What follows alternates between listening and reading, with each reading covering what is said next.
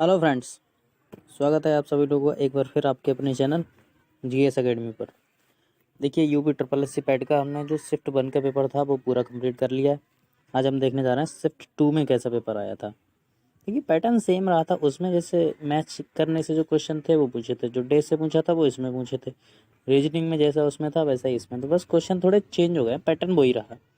Time आप लोग को पता होगा 2 घंटे रहता ही है इसमें, और मैक्सिमम मार्क्स 100, नेगेटिव 1/4 की। चलिए देखते हैं आज का ये पेपर क्या कह रहा है।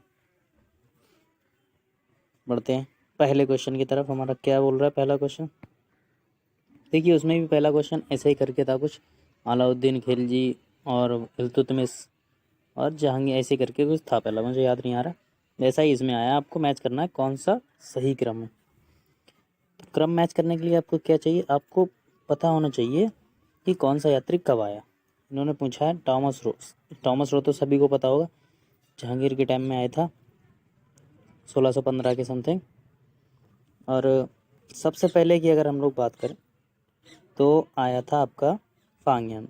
ये आया था चंद्रगुप्त द्वितीय के टाइम में। उस टाइम चल रहा था टाइम पीरियड 375 से 415। तो सबसे पहला तो ये हो गया। दो आप देखें पहले में किस में आ रहा है, तो एक बी में आ रहा है और एक सी में आ रहा है। उसके बाद हिंसंग, आप सभी लोग पता होगा, ये हर्षवर्धन के कार्यकाल में आया था। उस समय टाइम पीरियड चल रहा था 629 से और 648 तक, ये उस टाइम आया था। तो सबसे पहले हमारा फांगयान, सेकंड पे हिंसंग और थर्ड पे टॉमस रो। तो हमारा ऑप्शन नंबर हो जाएगा सी इज करेक्ट आंसर। सी हमारा करेक्ट हो जाएगा, क्योंकि टॉमस रो सबसे बाद में आया था, वो किसी में नहीं है। बाकी सारे मैंने आपको बता ही दिए। तो ये था हमारा पहला क्वेश्चन, आपको क्लियर हुआ होगा। दूसरा क्वेश्चन हमारा क्या बोल रहा है, दूसरा भी देखते हैं। देखिए पेपर का लेवल इतना हार्ड नहीं होता है, आप लोग अगर सही से मेहनत करके जाएंगे आराम से 70+ मार के आएंगे। मैं आपको अपना रिजल्ट भी दिखाऊंगा, ये हमारे दोनों पेपर जब हो जाएंगे तब मैं आपको अपना रिजल्ट दिखाऊंगा, कितना मेरा स्कोर था, कितना परसेंटाइल था, सारा कुछ दिखाऊंगा। तो ये देखिए अब दूसरा क्वेश्चन हमारा क्या बोल रहा है। सिराजुद्दौला किस युद्ध में अंग्रेजों से पराजित हुए थे। तो ये आपको पता होगा, प्लासी का युद्ध जो हुआ था उसमें ये पराजित हुए थे अंग्रेजों से। क्वेश्चन नंबर 3, इनमें से कौन हड़प नीति का कट्टर समर्थक था। हड़प नीति का जो समर्थक था वो लॉर्ड डलहौजी था, इसमें इतना विशेष कुछ है नहीं। क्वेश्चन नंबर 4 हमारा क्या बोल रहा है, भारतीय इतिहास में धन्वंतरी कौन थे। देखिए धन्वंतरी जो थे चंद्रगुप्त विक्रमादित्य की सभा को सुशोभित करने वाले प्रसिद्ध चिकित्सक थे। आप इतना भी याद कर सकते हैं कि चिकित्सक थे, बात खत्म। इससे ज़्यादा आप कुछ भी बढ़ाते रहो, बात वही है। आगे बढ़ते हैं, अगला क्वेश्चन हमारा, मौर्यकालीन भारत के विवरण वाली इंडिका। देखिए इसमें आपको पता चल रहा है इंडिका में क्या है, भारत का विवरण है। ये किसने लिखी थी, किस समय में लिखी थी, तो मौर्य काल में। ऐसे आप याद रखें। एग्जैक्ट क्वेश्चन ये तो नहीं पूछेगा आपसे कि इंडिका के लेखक कौन है, वो ये भी पूछ सकता है कि इंडिका किस समय में लिखी गई। तो आपको मौर्य काल पता होगा तो आप कर देंगे। इसके सही आंसर की बात करें, इसके लेखक पूछे थे तो मेगनास्थिस जो थे इसके लेखक थे, इन्होंने इसका लिखा है, उसने वर्णन किया है भारत का। अगला क्वेश्चन क्या था, साइमन कमीशन किस वर्ष भारत में प्रथम बार आया। तो इसका जो सही आंसर होगा ऑप्शन नंबर डी, जो 1928 में साइमन कमीशन जो था भारत में आया था।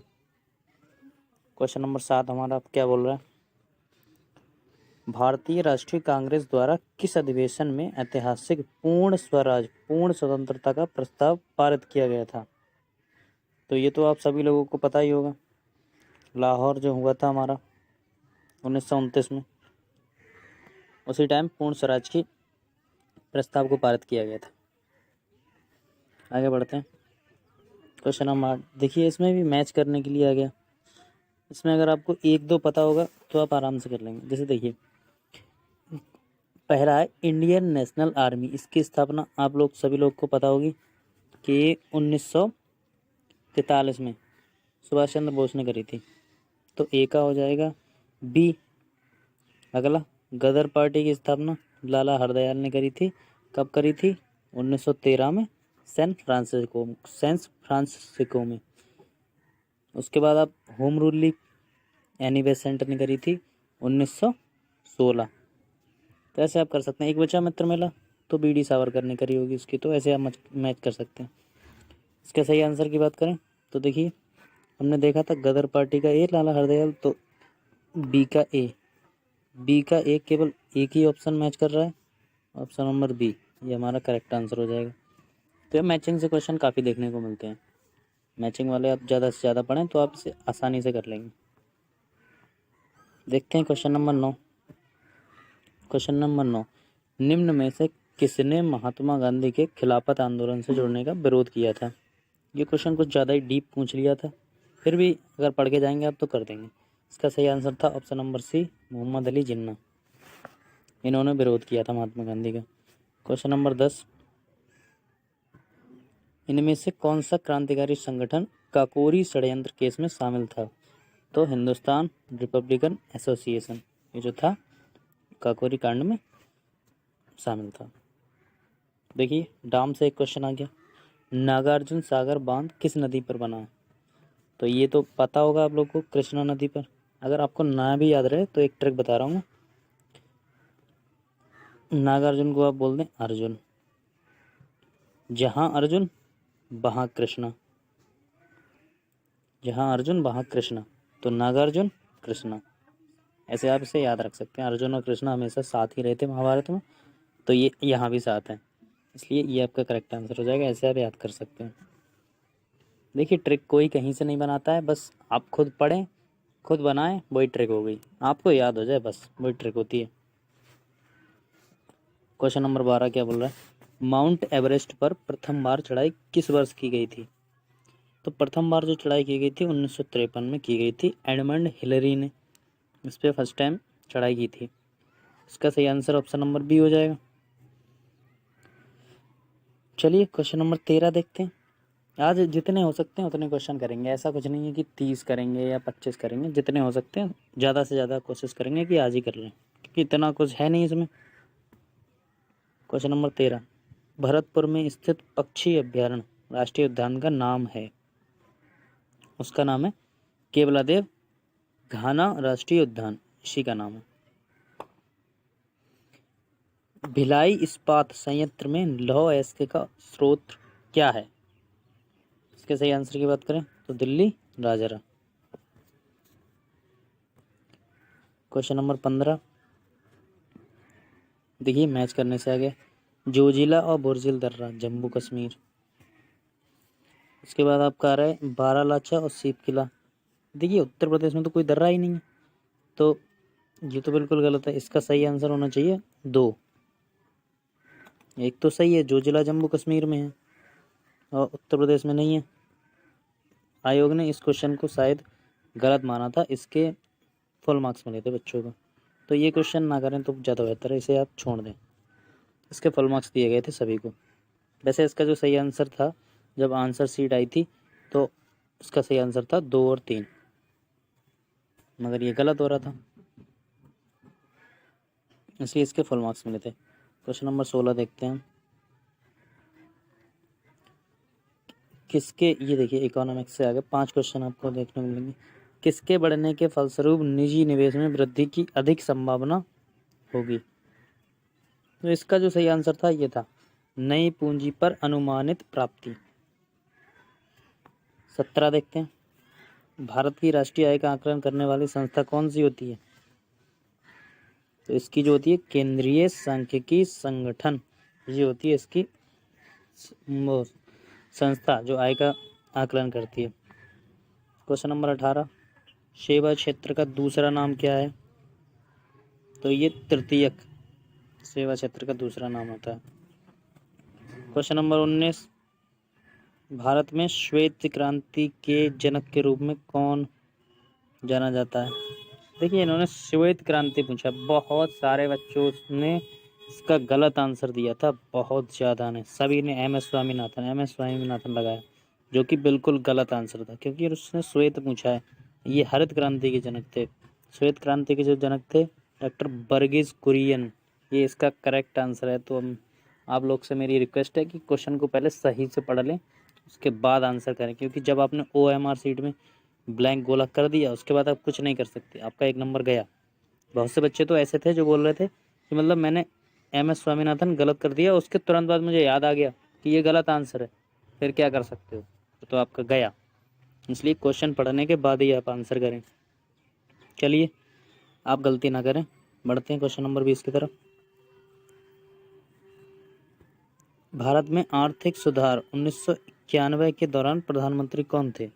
1991 की बात करें तो 1991 के समय हमारे जो थे PV नरसिम्हा राव प्रधानमंत्री थे। मनमोहन सिंह तो अभी बने हैं, मोदी जी से पहले मनमोहन सिंह थे 10 साल तक।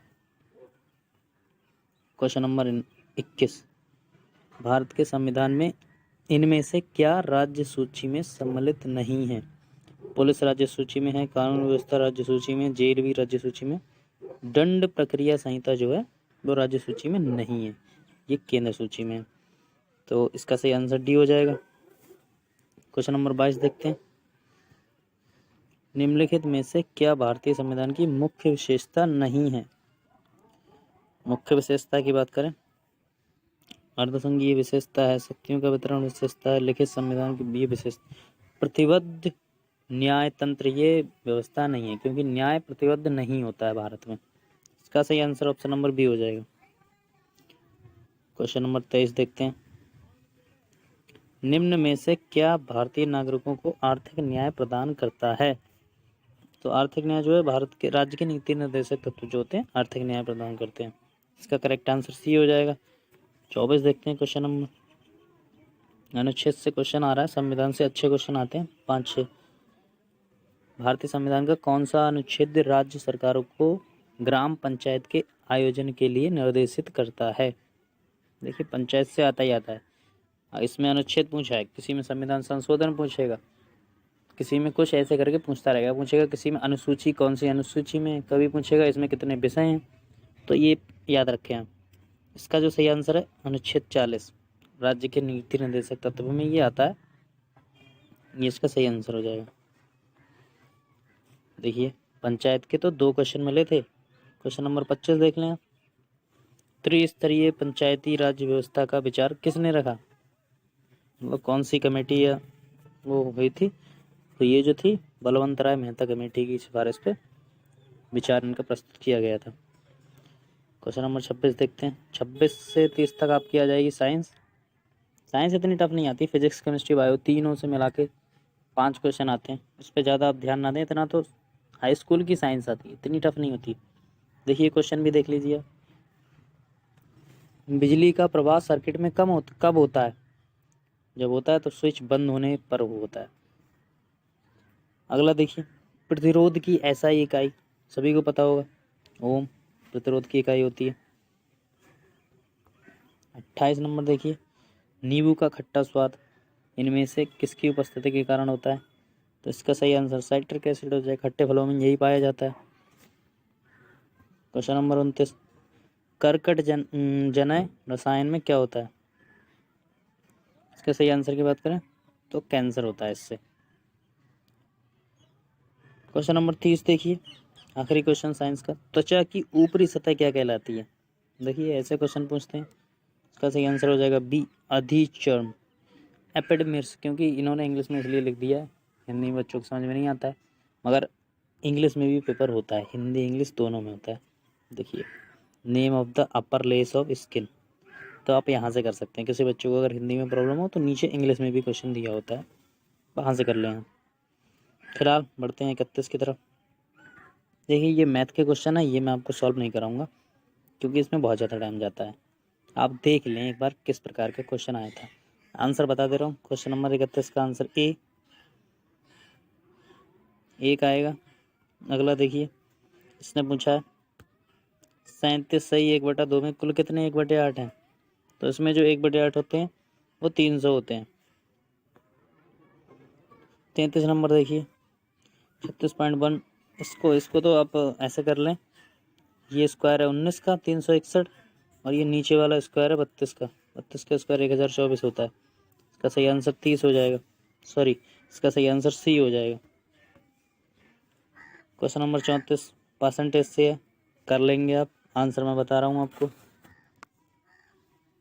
34 का सही आंसर जो है ऑप्शन नंबर डी 10.8, ये रहा इसका आंसर। एक क्वेश्चन बचा हमारा मैथ का। 13 परिणामों का औसत 68 है, पहले 7 का औसत 63 है, आखिरी 7 का औसत 70 है। 7वें का परिणाम बताइए। इसका जो था 47 सही आंसर था। अब बढ़ते हैं हम हिंदी की तरफ। क्वेश्चन नंबर 36 क्या बोल रहा है? निम्न में से तीक्ष्ण का विलोम शब्द क्या है? तो जो तीक्ष्ण का विलोम होता है वो होता है कुंठित, ये हो गया इसका सही आंसर ऑप्शन नंबर डी। गजबदन का पर्यायवाची है, गजबदन का आपको पर्यायवाची बताना था, तो ये गणपति का पर्यायवाची होता है। क्वेश्चन नंबर 38, कांटों से भरा हुआ मार्ग जो होता है उसको क्या बोलते हैं? कंकट, विकीर्ण, कुचैला, कंकटाकीर्ण। बताइए इसका सही आंसर जो होगा कंकटाकीर्ण। क्वेश्चन नंबर 39, दूध का दूध और पानी का पानी करना मुहावरे से क्वेश्चन आता है, तो ये तो सभी कर लोगे आप। 39 का सही आंसर हो जाएगा डी, उचित निर्णय करना। क्वेश्चन नंबर 40, बर्तनी शुद्ध करना होता है, इसमें बर्तनी सही करनी थी, तो इसमें जो सही बर्तनी है बहिष्कार, ये नहीं होगा, बहिष्कार ये बहिष्कार है, ये भी नहीं होगा, बहिष्कार ये भी नहीं होगा, तो आप पढ़ के कर सकते हैं। Option number C correct answer है इसका। आगे देखते हैं। देखिए इंग्लिश का एक पैसेज आता है, इसे पढ़ें आप, इसके आंसर करें, आराम से कर लेंगे आप। देखिए मैं PDF आपको टेलीग्राम पे दे रहा हूँ, आप उसमें पढ़ें, आंसर करने की कोशिश करें, ना हो तो वीडियो देखें। आंसर इसमें मैं आपको बता रहा हूँ। क्वेश्चन नंबर 41, ये मैं आपको करा ही नहीं रहा, आप इसे खुद ढूंढें, अगर गलत हो रहा है तो आप सीखेंगे। इसमें ऐसा नहीं है कि मैंने नहीं कराया, मैंने आपको दिखा दिया, आप ये पढ़ें और देखें कहाँ से क्वेश्चन है, कहाँ पे आंसर बनेगा इसका, तो आप इससे सीखेंगे। ऐसा कुछ नहीं होता है, आप बहुत जल्दी सीखेंगे, इससे कर सकते हैं आप। मैं रीजनिंग देखता हूँ तब तक। 46, कुत्ते से क्या होता है? रेबीज। तो मच्छर से क्या होगा? प्लेग, मृत्यु, डसना। तीनों गलत है, मच्छर से मलेरिया ही होता है, तो ये इसका सही आंसर हो जाएगा। 47 नंबर क्या कह रहा है? उस शब्द का चयन कीजिए जो समूह के बाकी शब्दों से मेल नहीं खाता। नन, धर्मसंगिनी, शूरवीर, पादरी। तो ये जो हैं सारे धर्मसंगिनी, मुनि, पादरी, ये धर्म से संबंधित हैं, और जो शूरवीर है हमारा वो धर्म से संबंधित नहीं है, तो ये अलग हो जाएगा। Option number B correct answer. Question number 48 देखते हैं। किसी निश्चित कूट भाषा में CUMPU को ये लिखा जा रहा है, तो इसको क्या लिखा जाएगा? देखिए आप ऐसे करके करें इसे, COMP, इसको क्या लिख रहे हैं? ये PMOC। देखिए ये लास्ट वाला शब्द यहाँ ले आए और पहले वाला यहाँ ले आए, ये वाला यहाँ ले आए, ये वाला यहाँ ले आए, तो आप कैसे कर सकते हैं इसे? अब आपसे पूछा है ए वाला, तो आप ए वाला ऐसे करेंगे, पहले के 4 ले लें, ADBA, तो ए को आप पहले ले आएँ और इस ए को 4 नंबर पर ले जाएं, इस बी को यहाँ ले आएँ, यहाँ डी को ले आएँ, तो ABDA जिसमें होगा वो हो जाएगा। ABDA इसमें भी है, ABDA इसमें भी है, तो आपको और आगे जाना होगा। और आगे कैसे जाएंगे आप? इतना तो हो गया, ABDA पहले आ रहा है, उसके बाद आप बीच का देख लें। देखिए बीच का क्या है? NT, तो यहाँ पे TN आएगा, ऑप्शन नंबर बी। कोई इंटरचेंज ही करना है, ज़्यादा कुछ करना नहीं है, तो ऑप्शन नंबर बी जो है इसका करेक्ट आंसर हो जाएगा। 49 की तरफ बढ़ते हैं। एक आदमी ने एक महिला से कहा, एक आदमी है उसने एक महिला से कहा, ये रही हमारी महिला, इससे कहा, उसने क्या कहा? तुम्हारी माँ के पति, इनकी जो मदर हैं, ये मदर है, ये इनके पति हैं, हस्बैंड हो गए, कि पति की बहन, अब इनकी सिस्टर, इसमें इसकी इनकी बहन आ जाएगी सिस्टर, यहाँ पे थोड़ा जगह कम पड़ रही है, मैं इसे हल्का छोटा कर ले रहा हूँ। इनके पति और इनकी बहन, मेरी बुआ है। अब जब इसकी बुआ होगी तो जाहिर सी बात है इनका ये भाई होगा और इसका ये लड़का होगा, जो आदमी है वो इसका लड़का होगा, क्योंकि पिता की बहन ही तो बुआ होती है। तो रिलेशन क्या पूछा है उस महिला का उस आदमी से, ये रहा वो आदमी और ये रही वो महिला, इन दोनों का संबंध पूछा है। तो ये दोनों पति पत्नी हो गए, ये दोनों हो गए भाई बहन। इसका सही आंसर हो जाएगा ऑप्शन नंबर डी, बहन। ये जो औरत थी, महिला थी, और इस आदमी की बहन हुई। 50 की तरफ बढ़ते हैं। चलिए देखते हैं फिर से क्वेश्चन नंबर 50 को क्या बोल रहा है। यदि 18 फरवरी 2005 को शुक्रवार है तो 18 फरवरी 2007 को कौन सा दिन होगा। तो देखिए 18 फरवरी 2005 से अगर 6 तक जाएगा तो एक दिन बढ़ेगा, और 2006 के बाद 2007 तक जाएगा फिर भी एक दिन बढ़ेगा। तो 1 + 1 2 दिन बढ़ेंगे। इसमें लीप ईयर कोई है ही नहीं। 2004 लीप ईयर होता है, 2008 लीप ईयर होता है, इसलिए 2 दिन बढ़ा देंगे आप। किस में? शुक्रवार में। तो शनिवार और रविवार। ऑप्शन नंबर ए इसका करेक्ट आंसर हो जाएगा। क्वेश्चन नंबर 51 अभी आ गया आपके करंट अफेयर्स के क्वेश्चन। 10 क्वेश्चन करंट अफेयर से मिलते हैं। क्वेश्चन नंबर 51 बोल रहा है, भारत के उस प्रथम राज्य का नाम क्या है जिसने अपने सभी निवासियों को स्वास्थ्य बीमा प्रदान किया है। बहुत अच्छी स्कीम लागू करी है भारत के किस राज्य ने करी है। तो ये जो करी है राजस्थान सरकार ने करी है। क्वेश्चन नंबर 52 आरबीआई ने 22 जुलाई 2021 से किस भुगतान तंत्र को नए कार्ड जारी करने पर प्रतिबंध लगा दिया है। तो ये जो था मास्टर कार्ड था आपका। 53 हमारा बोल रहा है, योग के बारे में जागरूकता बढ़ाने के उद्देश्य से भारत में किसके द्वारा मोबाइल ऐप नमस्ते योग लागू किया गया है। तो नमस्ते योग जो किया गया था आयुष मंत्रालय द्वारा किया गया था। Question number 54 Tokyo para Olympic 2021 में किसको भारतीय दल के ध्वजवाहक के रूप में नामित किया गया था। देखिए इसमें थोड़ा सा इंटरचेंज हो गया था। पहले जो किया गया था मरियप्पन थंगवेलु को किया गया था। इसके हिसाब से सही आंसर ऑप्शन नंबर बी होना चाहिए। मगर हुआ क्या, मरियप्पन थंग जब टोक्यो ओलंपिक में ये ध्वजा फहराया जा रहा था ध्वजवाहक, तो ये मरियप्पन थंगवेलु को कोरोना हो गया, ये कोरोना पॉजिटिव हो गए। तो इनकी जगह पर टेक चंद जो थे उन्होंने ध्वजवाहक के रूप में कार्य किया। तो ये तो गलत हो गया, मरियप्पन थंगवेलु थे नहीं, बच्चों ने इस पर ऑब्जेक्शन कर दिया। तो इसका जो था फुल मार्क्स दिए गए थे, सारे बच्चों को फुल मार्क्स दिए गए थे, क्योंकि बच्चों की भी गलती नहीं है और टेक चंद ऑप्शन में ही नहीं था, इसलिए फुल मार्क्स दिया आयोग वालों ने। तो इसका सही आंसर इसके हिसाब से तो कोई नहीं, वैसे तो टेक चंद होना चाहिए, क्योंकि टेक चंद नहीं किया था। थंगवेलु तो कोरोना पॉजिटिव थे, उनसे कोई मतलब ही नहीं है। तो आप टेक चंद याद रखें। 55 देखते हैं, 2021-22 के दूसरे क्वार्टर के लिए सुकन्या समृद्धि खाते की ब्याज दर क्या है। देखिए ऐसे भी क्वेश्चन पूछ लेते हैं तो याद रखें 7.6%।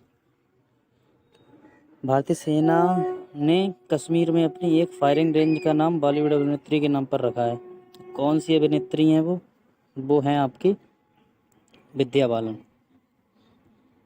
क्वेश्चन नंबर 57 की तरफ बढ़ते हैं। वर्ष 2021 के लिए किस देश का पासपोर्ट विश्व में सबसे शक्तिशाली पासपोर्ट की श्रेणी में सबसे ऊपर है। तो ये तो जापान, पिछली 21 में भी था, 22 में भी यही है। 58 की तरफ बढ़ते हैं। तमिलनाडु विधानसभा 2021 का चुनाव किस राजनीतिक दल ने जीता है। बताइए, राजनीतिक दल से क्वेश्चन पूछ रहा है। डीएमके। 59 क्वेश्चन नंबर, वैश्विक शांति सूचकांक 2021 में कौन सा देश शीर्ष पर है। देखिए शांति मतलब ठंडक, ठंडक मतलब आइस तो इसका आंसर आइसलैंड, ऐसा याद रख सकते हैं। क्वेश्चन नंबर 60, कौन सी राज्य सरकार ने मुख्यमंत्री दलित सशक्तिकरण योजना लागू की है। तेलंगाना सरकार ने। किस देश को थंडर ड्रैगन की भूमि के नाम से जाना जाता है। भूटान। राजधानी थिम्पू। रियाद किस देश की राजधानी है। बताइए। Saudi Arabia. 63 देखते हैं क्वेश्चन नंबर क्या बोल रहा है हमारा। क्षेत्रफल की दृष्टि से भारत का कौन सा राज्य सबसे छोटा है। क्षेत्रफल पूछा है तो गोवा, जनसंख्या पूछता तो सिक्किम, राज्यसभा में चुने हुए सदस्यों का कार्यकाल कितने वर्ष का होता है? 6 वर्ष, लोकसभा पूछता तो 5 वर्ष। विश्व में संयुक्त राष्ट्र दिवस किस दिन मनाया जाता है? 24 अक्टूबर 1945 को इसकी स्थापना हुई थी, इसलिए 24 अक्टूबर को मनाया जाता है। अंतर्राष्ट्रीय न्यायालय का मुख्यालय कहाँ स्थित है? द हेग में स्थित है, जो नीदरलैंड में है।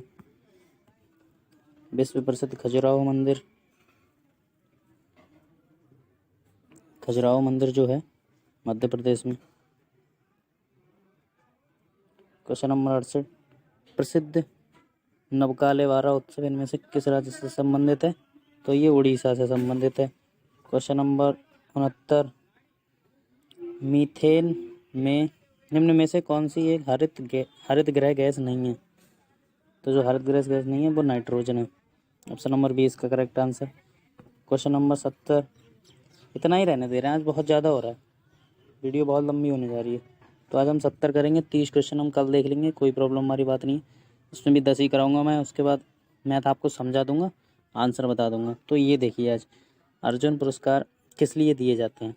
अर्जुन पुरस्कार जो दिए जाते हैं वो दिए जाते हैं खेल के क्षेत्र में उत्कृष्ट प्रदर्शन के लिए। तो ये रहा इसका सही आंसर रहा ऑप्शन नंबर सी। ये थे आज के हमारे 70 क्वेश्चन। पिछली बार हमने फर्स्ट वीडियो करी थी उसमें 30। 71 क्वेश्चन में क्या है हमारा? देखिए 71 जो था, 70 से और 75 तक 5 क्वेश्चन हिंदी के आए थे पैसेज से। तो आपको पैसेज पढ़ना था, उसमें से आंसर करने थे। देखिए इसे कैसे करते हैं ये भी देखिए। इन्होंने पूछा उपयुक्त गद्यांश में प्रयुक्त स्पर्शनीय शब्द का अर्थ क्या है? जिसमें शब्द दिया हुआ है उसका अर्थ पूछ रहे हैं। तो आप इसे पैसेज को पढ़ेंगे आराम से, आप इसे कर लेंगे। इसका सही आंसर होगा प्राप्त करने योग्य, ये इसका सही आंसर था। 72 देखते हैं। उपयुक्त गद्यांश में लेखक ने मुख्य रूप से क्या बताया है? मुख्य रूप से जो बताया है, महात्मा गांधी के नेतृत्व में राष्ट्रीय आंदोलन कैसा था, ये बताया हुआ है। 73 की तरफ बढ़ते हैं। देखिए सारे क्वेश्चन उसी में से होते हैं, उसी में आपको इसके आंसर मिल जाएंगे, आप लोग सब कर लेंगे, बहुत ईजी होता है। उपयुक्त गद्यांश में लेखक का उद्देश्य क्या था? आप पैसेज पढ़ेंगे आपको पता चल जाएगा क्या था। धर्मनिरपेक्षता से क्या अभिप्राय था? क्या अभिप्राय है? सभी धर्मों का आदर। तो ये होगा आपका ये 75। इसके बाद एक और आया, 2 पैसेज आते हैं, मतलब 10 क्वेश्चन आते हैं। तो ये देखिए इतना बड़ा पैसेज है, मैं पूरा पढ़ूंगा तो कितनी लंबी वीडियो हो जाएगी। तो इसकी पीडीएफ मैंने टेलीग्राम पे डाल दी है, आप वहाँ से इसे कर लें। कोई ना हो तो आप मुझे बताएं, मैं करा दूंगा। तो बढ़ते हैं आगे 80 की तरफ। देखिए 80 से 100 तक मिलेगा आपको डीआई, मतलब मैथ। 20 नंबर का मैथ, बहुत बड़े मार्क्स होते हैं। 100 में से 20 टोटल केवल आपको डीआई दे रही है, तो इसे तो आप बहुत अच्छे से करके जाएं। देखिए ज़्यादा टफ नहीं होता है, 1-2 क्वेश्चन मैं आपको करके दिखा रहा हूँ कैसा होता है। इन्होंने पूछा है उत्पादन अधिकतम स्तर तक इस वर्ष घटा, किस वर्ष घटा सबसे कम? अब आपको घटा हुआ बताना है। देखिए 98 से 60, ये आपको दिख रहा होगा, 98 से 60 आया, कितना घटा? सबसे ज़्यादा यही घटा। तो कौन से ईयर में घटा है? 2015-16। तो आप 2015-16 टिक कर दें। बस आपको ये देखना है किस वर्ष सबसे कम घटा, केवल अनुमान लगा के भी आप कर सकते हैं। और देखिए अगला क्वेश्चन, उत्पादन में पिछले वर्ष की तुलना में वर्ष में अधिकतम वृद्धि हुई, कौन से वर्ष में अधिकतम वृद्धि हुई? तो आपको जब वृद्धि देखनी है तो आप देखिए, ये देखिए 55 था 2012-13 में, उसके बाद सीधे 90 पहुंच गया। कितना बड़ा? जोड़िए आप, 30 और 5 35 बढ़ गया। 35 आप देख लें किसी में नहीं बढ़ा है। सबसे ज़्यादा किस में बढ़ा? 2013 से और 2014 में, ये सबसे ज़्यादा बढ़ गया, 55 से 90 हो गया। तो इसका सही आंसर ये हो जाएगा। और देखिए क्वेश्चन नंबर 83, देखिए सारे आप कर लेंगे, बहुत ईजी होते हैं। 83 हमारा बोल रहा है प्रथम 3 वर्ष का औसत, प्रथम 3 औसत निकलवाया, कुछ नहीं होता इसमें, सिंपल होता है। देखिए पहले वर्ष का औसत कितना था 42, दूसरे वर्ष का 44, तीसरे वर्ष का 58। अब इसे जोड़ें, 8 2 10 4 14 के 4 कैरी 1, 5 4 9 4 13 और 1 14। 144 को आप कितने वर्षों का पूछा, 3 का 3 से डिवाइड कर दें, तो इसे काट दें, 3 चौक 12, ये तो 2 आ गया, 3 अट्ठे 24, 48। तो इसका सही आंसर ऑप्शन नंबर सी हो जाएगा। देखिए सिंपल ही होते हैं, कुछ टफ नहीं होता इसमें। और देखिए सीमेंट का अधिकतम उत्पादन दर्ज हुआ कौन से वर्ष में, देखिए सबसे ज़्यादा 98 दिख रहा है हमें, 14 15। सिंपल, बिल्कुल कुछ नहीं होता है। ऐसे ही आपको ये वाला करना है, 86 वर्ष 2014-15 में के दौरान एक्स क्या में कितनी वृद्धि हुई थी, तो वो हुई थी 33.3%। इसके बाद 87 सभी वर्षों के लिए वर्ष दर एक्स के आयात की वृद्धि का औसत करोड़ में है 260 करोड़। विगत वर्षों में एक्स का आय एक्स के औसत आय से अधिक था, तो 2 वर्षों में। 89 क्या बोल रहा है, एक्स के औसत आयत से अधिक आयत और एक्स के औसत आय से कम आयत वर्षों का अंतर क्या था, 2 था। क्वेश्चन नंबर का option number D correct answer. इसी तरह देखिए आपको ये दे दिया, तो ऐसे ही आपको 20 क्वेश्चन मिलेंगे टेबल और ग्राफ से, आप बड़े आराम से ऐसे कर सकते हैं। तो इसे मैं ज़्यादा नहीं बताऊंगा। देखिए ऐसे होते हैं, कोई टफ नहीं होता है। आप इसकी प्रैक्टिस करिए, पीडीएफ मैंने आपको दे दी है, आराम से स्क्रीनशॉट ले सकते हैं, आंसर भी टिके हैं इसमें, तो आप आराम से कर सकते हैं। तो ये रहे हमारे आज के क्वेश्चन, दोनों पेपर हमारे कंप्लीट हो गए। अब आप मुझे बताइए प्रैक्टिस सेट कंटिन्यू किया जाए या चैप्टर वाइज थ्योरी पढ़ाई जाए, उसके साथ साथ क्वेश्चन किए जाएँ। सजेशन दें, आप बताएं हमें क्या करा जाए। कमेंट बॉक्स में टेलीग्राम की लिंक है, आप उसमें डिस्कशन ग्रुप भी बना दिया है मैंने, वो ज्वाइन करिए, अपने विचार रखिए, जो चाहिए वो बताएं मुझे, जितना हो सकेगा हम आपके लिए प्रयास करेंगे। चलिए मिलते हैं अगली वीडियो में, आप हमें बताएं क्या करें, उसी के साथ हम कल मिलेंगे। तब तक पढ़ते रहिए, लाइक शेयर सब्सक्राइब करें। मिलते हैं अगली वीडियो में, तब तक के लिए बाय।